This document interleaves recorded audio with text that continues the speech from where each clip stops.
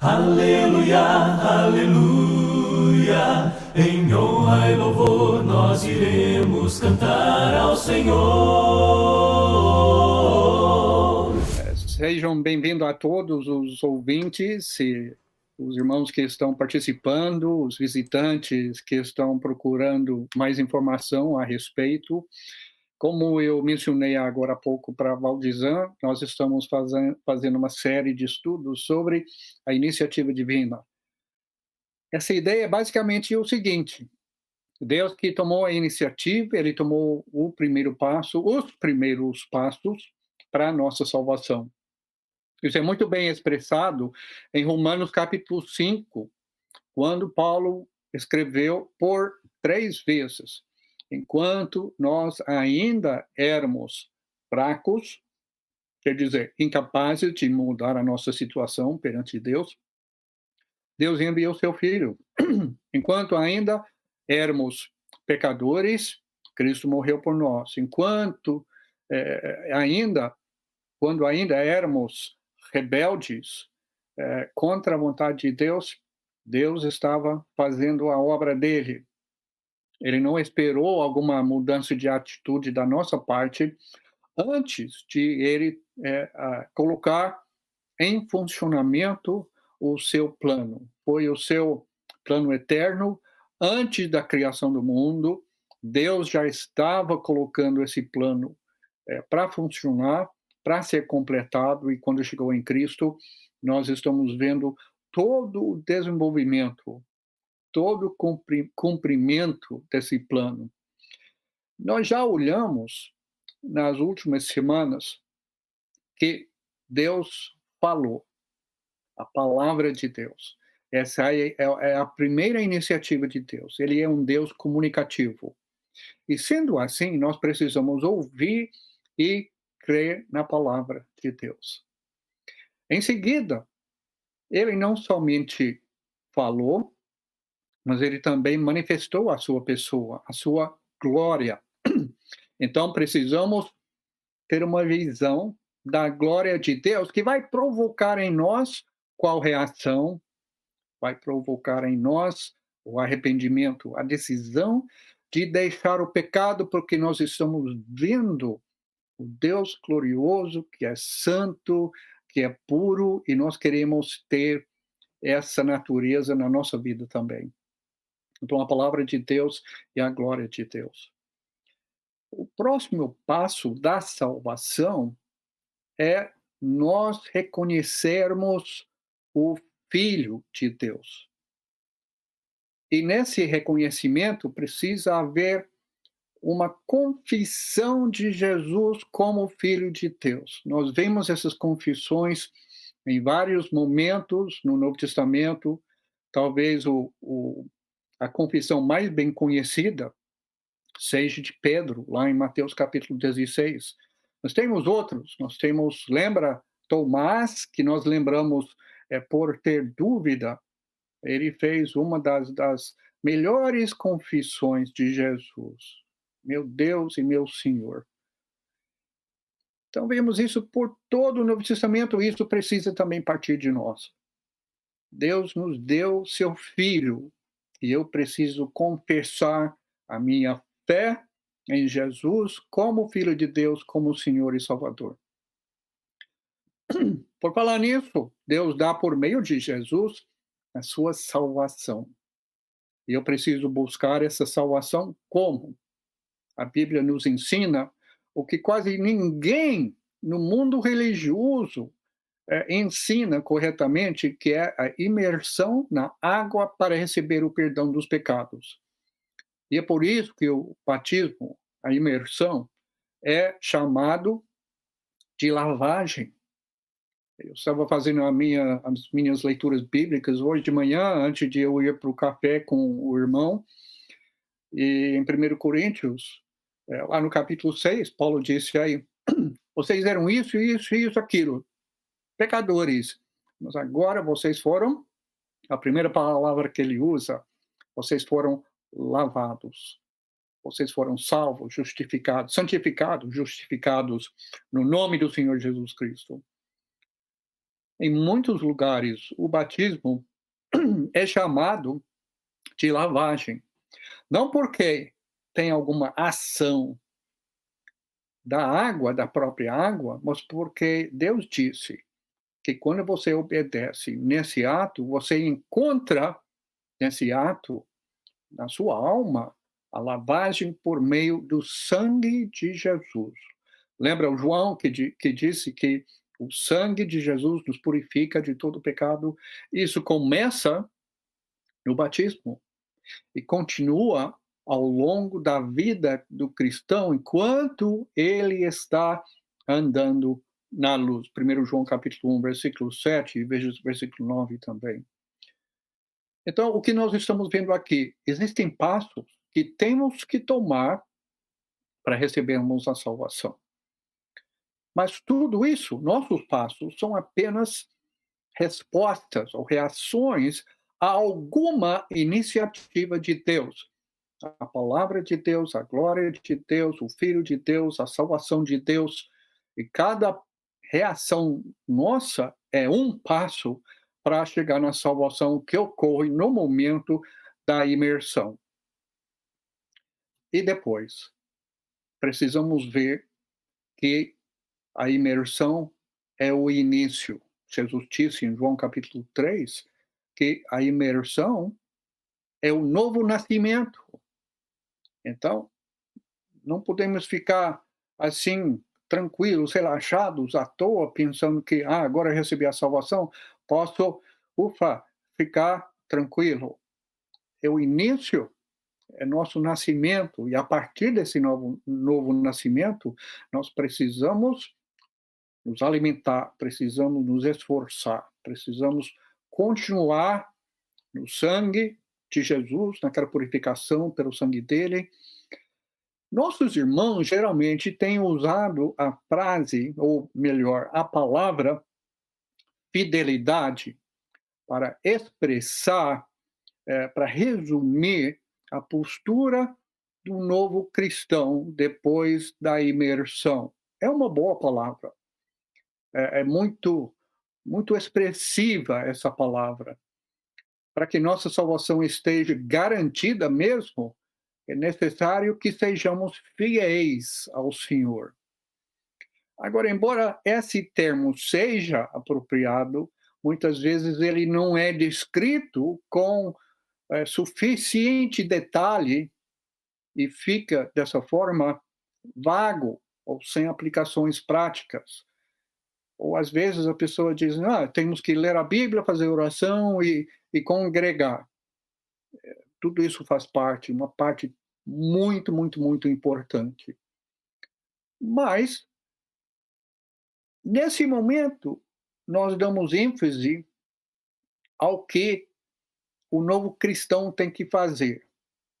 E precisamos ainda ensinar sobre isso, sim. Eu não quero diminuir a importância do nosso esforço, mas estes deveres nossos, apesar de serem necessários, são insuficientes para manter o cristão no caminho, porque estamos tirando os nossos olhos, tirando o nosso foco da iniciativa divina para colocar a ênfase no cristão. E os ombros do cristão não são grandes ou fortes o suficiente para aguentar esse peso. Então, nós temos que devolver a nossa vida em Cristo à iniciativa divina, aquilo que Deus faz primeiro. Então, depois de eu analisar tudo isso, essa é a minha maneira de expressar as coisas. Você pode descobrir outras expressões tão boas quanto as minhas. Mas eu quero expressar esta fase de pós-imersão, do novo nascimento, em termos da família de Deus. Então, lembra, quais são os passos da salvação? Geralmente nós falamos ouvir, crer, arrepender-se, confessar, ser batizado e ser fiel. O que eu estou fazendo aqui, gente, e eu estou falando aqui especialmente para a irmandade em Cristo, mas eu estou falando também para quem ainda não obedeceu a palavra de Cristo. Então, eu estou falando para dois grupos de pessoas aqui.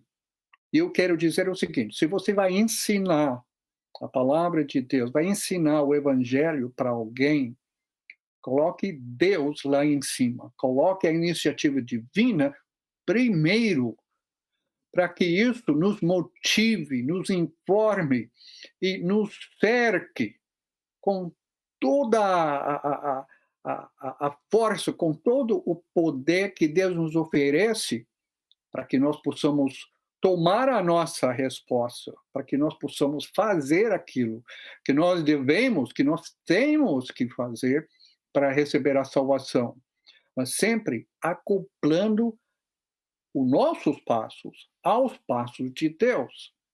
Então, aqui são os passos completos. A palavra de Deus, ouvir e crer. A glória de Deus, se arrepender. O Filho de Deus, confessar o Filho. Salvação de Deus, imersão na água para perdão dos pecados. E a família de Deus. É lá onde nós vamos crescer, amadurecer e servir. Porque muitos exemplos do que as pessoas falam aqui é o seguinte. Eu vou ler aqui um parágrafo de um irmão muito fiel, um pregador maravilhoso. Eu não quero, com essa leitura, diminuir de alguma forma, de maneira nenhuma, a fidelidade dele, a capacidade dele. Mas olha o que é típico da nossa resposta aqui. Ele escreveu ontem o seguinte, nessa fase, nesse período pós-imersão. Ele escreveu assim: viva uma vida cristã fiel. Acrescente à sua vida as virtudes cristãs, segundo Pedro, primeiro capítulo. Evite as obras da carne e manifeste o fruto do Espírito, Gálatas 5. Continue firme, Atos 2, 42. Não abandone a assembleia de cristãos para estudar a Bíblia e adorar, Atos 20, versículo 7, Hebreus 10, versículo 25. Permaneça na doutrina de Cristo, segundo João, versículo 9. Sempre se dedique à obra do Senhor, 1 Coríntios 15, versículo 58. Seja fiel até a morte, Apocalipse 2, versículo 10. Esse é o parágrafo dele. Com a exceção de uma frase que não é explicada, que não é definida, que não é desenvolvida, tudo isso está focando apenas o cristão, apenas a sua fidelidade. O que eu quero colocar para nós aqui é que quando nós vamos falar sobre a família de Deus, nós estamos falando sim de tudo isso, mas de muito mais também. Onde nós vamos aprender a servir e dentro dessa família, nós vamos cumprir a missão que Cristo nos deu, que está praticamente ausente desse parágrafo que esse irmão escreveu ontem. Precisamos ressaltar cada vez mais isso. Agora, geralmente nós falamos sobre a igreja bíblica, a igreja do Senhor Jesus Cristo. E tudo que a gente fala é correto. É o ensinamento bíblico mesmo. Mas, sabe, eu cansei tanto, mas tanto, de tentar explicar para as pessoas que a igreja não é denominação, e vamos continuar explicando isso.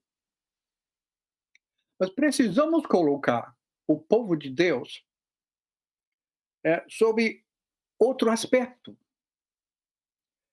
E precisamos levar em conta os termos usados no Novo Testamento para a igreja de Deus e a figura, não sei se é figura, porque é a nossa realidade espiritual. são os termos familiares. Deus como Pai, os seguidores como irmãos. Jesus é descrito como o irmão mais velho. A família espiritual. E talvez essa família seja a referência mais frequente para falar a respeito do povo de Deus. Então, merece uma atenção muito grande da parte dos cristãos. E eu cheguei à conclusão, isso é conclusão do Randall, eu cheguei à conclusão que é esse aspecto do povo de Deus que nós precisamos apresentar para o mundo, porque é um aspecto familiar que, pelo menos até recentemente, é um aspecto no mundo muito valorizado. A família é valorizada no mundo secular, no mundo religioso, e precisamos colocar a igreja nesses termos para apresentar às pessoas.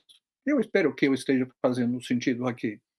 Eu quero recuperar, quero restaurar nosso uso dessa descrição da igreja de Deus. Porque o grande fato da família de Deus é ter Deus como Pai. Lembra que Jesus falava de Deus como o Pai de vocês? Até em certo momento ele falou, meu Pai e o Pai de vocês. Porque Jesus tinha e tem um relacionamento especial com o Pai Celestial. Mas Deus também é nosso Pai. E ele falava de Deus como o Pai de vocês. Isso eu tirei de um livro ontem, Joaquim Jeremias, no seu, eu acho que sua teologia do Novo Testamento, alguma coisa assim. Ele observou o seguinte, ele tinha razão. Ele errou muita coisa, mas nisso ele tinha razão. Jesus falava de Deus como o Pai de vocês somente aos discípulos e nunca aos de fora, a quem não pertencia ao povo de Deus. Isso é um fato importante. Porque às vezes nós não entendemos quem está dentro e quem está fora. Nós queremos, assim, acolher. Eles são parecidos com a gente, então vamos chamá-los de primos, né? Talvez não sejam irmãos, mas são primos, alguma coisa assim. A Bíblia não deixa, assim, um meio termo aqui. Ou você está dentro ou você está fora. E é somente seguindo esses passos para entrar na salvação de Deus que vai estabelecer quem está dentro. Então, as pessoas falam muito de Deus como Pai, e falam que todos nós somos filhos de Deus. Não é verdade. Filho de Deus é aquele que se aproveitou do direito que foi dado para nos tornar filho de Deus. Vai ler o Evangelho de João, capítulo 1, versículo 12. Deus dá aos que creem o direito de se tornarem filhos de Deus. Então, aquilo já mostra muito claramente que nós não somos, o ser humano não é automaticamente um filho de Deus. Aquela paternidade que ele tinha recebido na criação se perdeu com a queda, com a entrada do pecado dentro do mundo. As pessoas não são filhos de Deus, a não ser que aceitem o Evangelho, que ouçam e creiam na palavra de Deus, que se arrependam diante da glória de Deus, que confessem o Filho de Deus. Somente as pessoas que são imersas na água para o perdão do pecado é que nascem dentro da família de Deus. Nós não somos filhos de Deus por natureza. Então, quando nós falamos sobre Deus como Pai, isso nos oferece todas as condições de definir para as pessoas: você está dentro ou você está fora da família de Deus? Deus quer que todos sejam salvos. Nós queremos que todos sejam salvos. E para isso, temos que ajudar as pessoas a identificar, a reconhecer que elas estão fora da família de Deus, que elas não têm a salvação de Deus, mas elas podem ter, se elas ouçam, se elas ouvirem, se elas receberem, se elas obedecerem esses passos da salvação. Então, a conversão, que é uma palavra não muito bem entendida hoje em dia, a conversão é descrita em termos do nascimento dentro da família de Deus. E nós já mencionamos João capítulo 3 nesse momento. Isso também significa que nós temos uma nova maneira de orar. Lembra quando os discípulos pediram Jesus para ensiná-los a orar? Esses eram judeus criados dentro do meio do povo de Israel. Seus pais tinham ensinado eles desde pequeno de orar a Deus. Mas eles viram em Jesus uma nova maneira de orar. E Jesus ensinou aos seus discípulos, ao seu povo, uma maneira nova de orar, porque a oração começa como? Nosso Pai que está nos céus. Então, a nossa maneira de orar é diferente, porque podemos nos aproximar de Deus como Pai e ter a certeza de que Ele, como Pai, vai nos atender. E ele define o que é a paternidade. Até em Efésios, Paulo falou nesses termos, que a paternidade é definida pela paternidade de Deus. E isso nos ajuda. Eu lembro anos e anos atrás, uma moça que não podia pensar em Deus como pai, porque o pai dela abusava dela sexualmente. Então, para ela, era impossível pensar em Deus como pai. Naquela época, eu acho que eu não tinha uma resposta muito boa para ela. Hoje eu teria, porque Deus é quem define o que é pai. O pai que é abusivo, negligente, ausente, ele não é pai. Ele não define o que significa ser pai. Deus pode ser de verdade um verdadeiro pai para nós. E podemos saber que ele nos ama e ele vai fazer para nós aquilo que é melhor. Agora, falar em termos da família de Deus também significa que nós vamos ter Deus como Pai que nos dá uma segurança para o dia a dia. Deus sabe de que precisam os filhos. Os pais humanos têm uma noção. O pai humano não vai dar, quando o filho pede o pão, não vai dar uma serpente. Jesus falou assim. E ele fez um argumento do menor ao maior. Se vocês, que são seres humanos, falhos, pecaminosos, sabem como fazer coisas boas para seus filhos, quanto mais seu Pai Celestial sabe do que você precisa e vai providenciar para você as suas necessidades. Jesus identificou quem compõe a sua família. E com isso, sabe o que ele disse? A família espiritual é mais importante do que a família física. Até a própria família física de Jesus não entendia a sua missão. Sua própria família procurou levá-lo um dia à força, porque acharam que ele estava fora de si. Ele não tomou nem tempo para comer direito. E em Marcos, o Evangelho de Marcos, capítulo 3, versículos 20 e 21, eles chegaram para tirar Jesus à força e levá-lo para casa. Vamos cuidar dele. A gente sabe o que é melhor para ele. Não conseguiram chegar perto de Jesus, porque a casa onde Jesus estava cheia. Mandaram chamar Jesus. E alguém disse para Jesus: sua mãe, seus irmãos, suas irmãs estão lá fora chamando você. Jesus perguntou: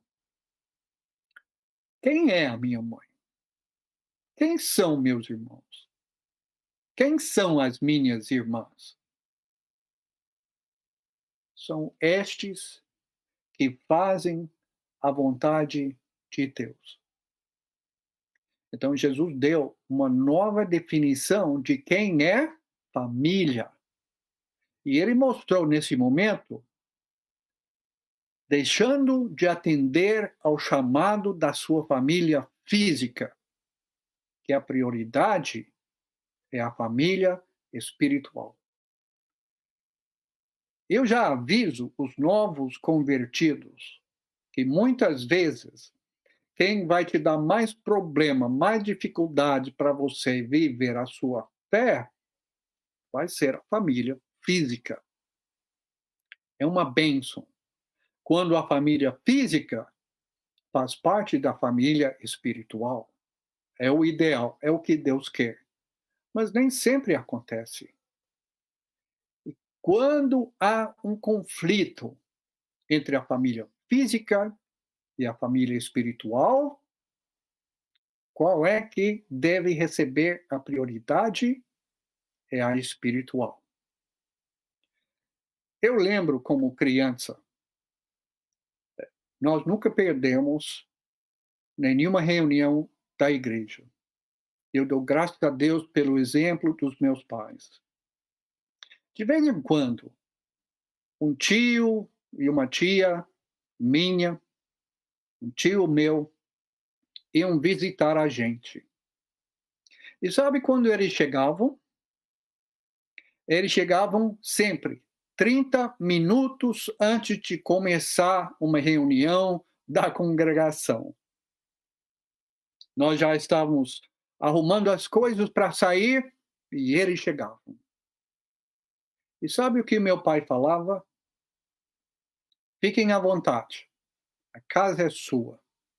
Nós vamos na reunião da congregação e quando a gente voltar, aí vamos conversar, visitar, vamos comer alguma coisa, mas nós temos um compromisso.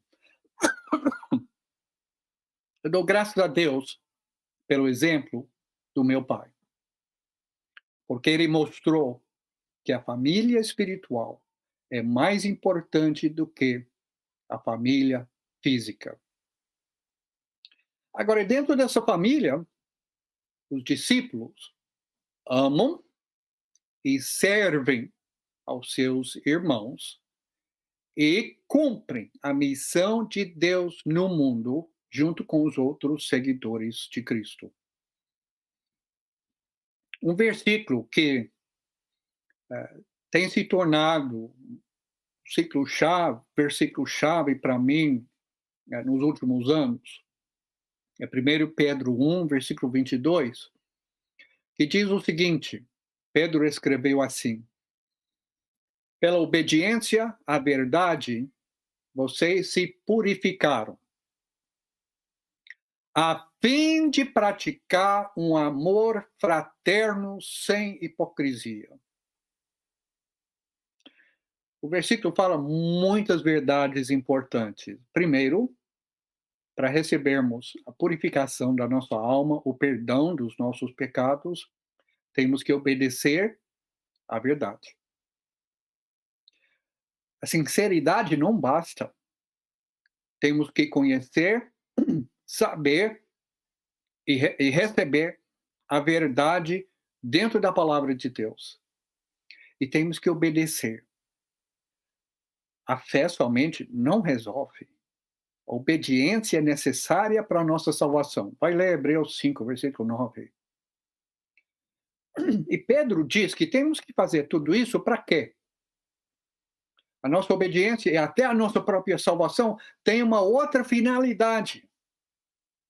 É viver em comunhão e amor fraterno dentro da família de Deus. Uma coisa sincera, uma coisa sem hipocrisia, uma coisa sem mentira. Nós vamos viver relacionamentos verdadeiros e duradouros. Nós fomos salvos para viver em família. fomos salvos para receber e mostrar o amor fraterno. Deus nos colocou todos os seus filhos, no único corpo.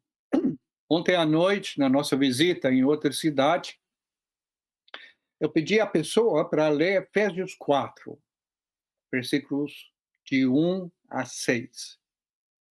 E lá diz, começa falando assim: tomei muito café e falei muito hoje, viu? Então a garganta está ruim. O que diz lá em Efésios?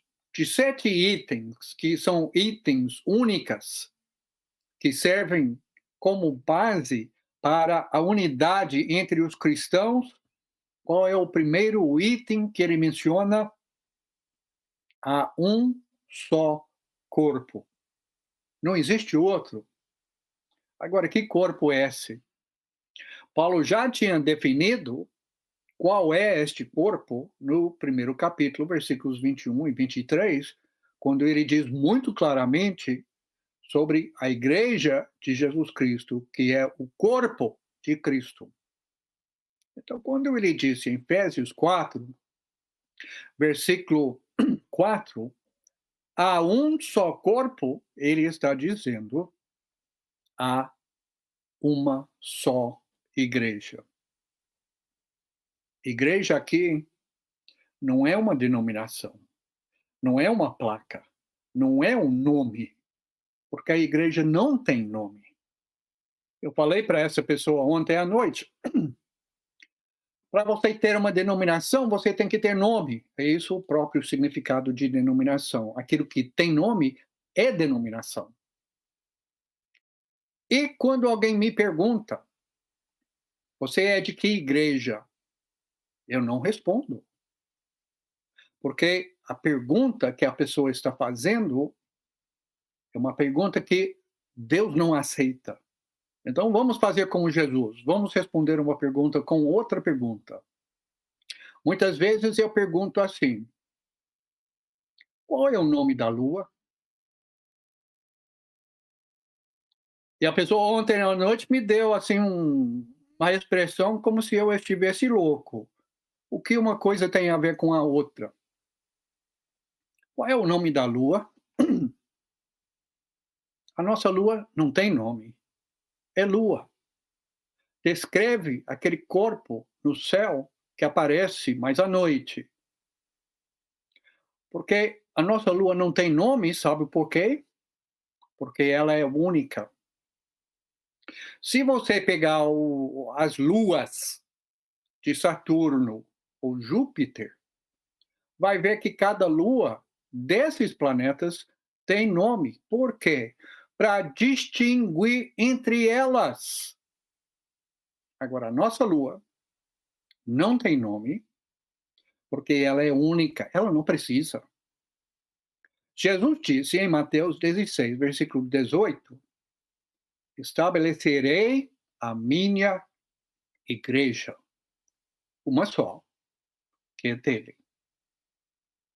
Então, nós encontramos dentro do Novo Testamento várias descrições dessa igreja. A mais comum é a igreja de Deus. Tem outras, a igreja dos primogênitos. A igreja é composta de pessoas que são os primeiros gerados por Deus. Às vezes é chamado as igrejas de Deus em Cristo Jesus, na Judeia, por exemplo.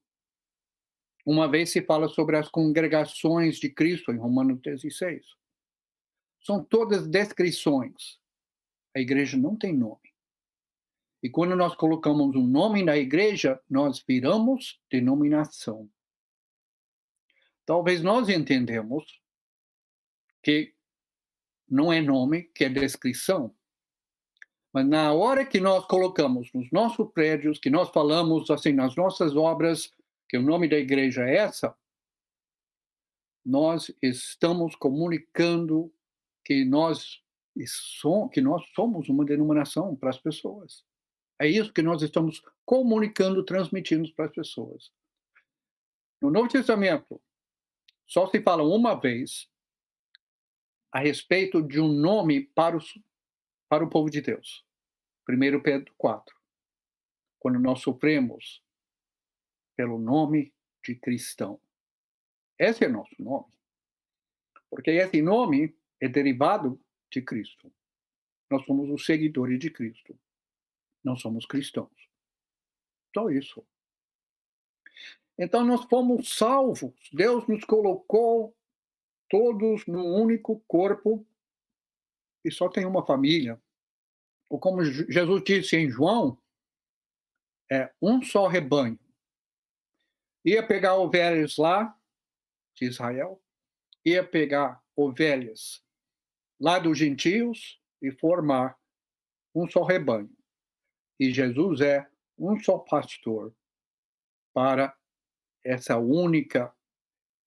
único rebanho de Deus.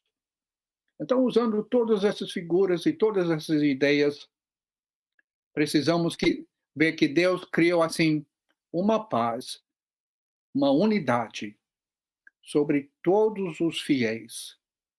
E podemos preservar, devemos manter essa unidade, não deixando entrar no nosso meio doutrinas diversas, nomes partidários, falsos mestres. Agora também, na Igreja de Deus, nós recebemos uma missão. Como nós fomos incluídos na família de Deus, nós também recebemos a missão de anunciar, de confessar o nome de Jesus para todas as pessoas. Aqui, em Mateus 10, por exemplo, a confissão significa o anúncio do nome de Jesus, a proclamação da salvação. Então, como Paulo disse para Timóteo, em 1 Timóteo, capítulo 4, versículo 6, 16, atente bem para a sua própria vida e para a doutrina, o ensinamento, perseverando nesses deveres, pois agindo assim, você salvará tanto a si mesmo quanto aos que o ouvem. A nossa salvação depende da fidelidade.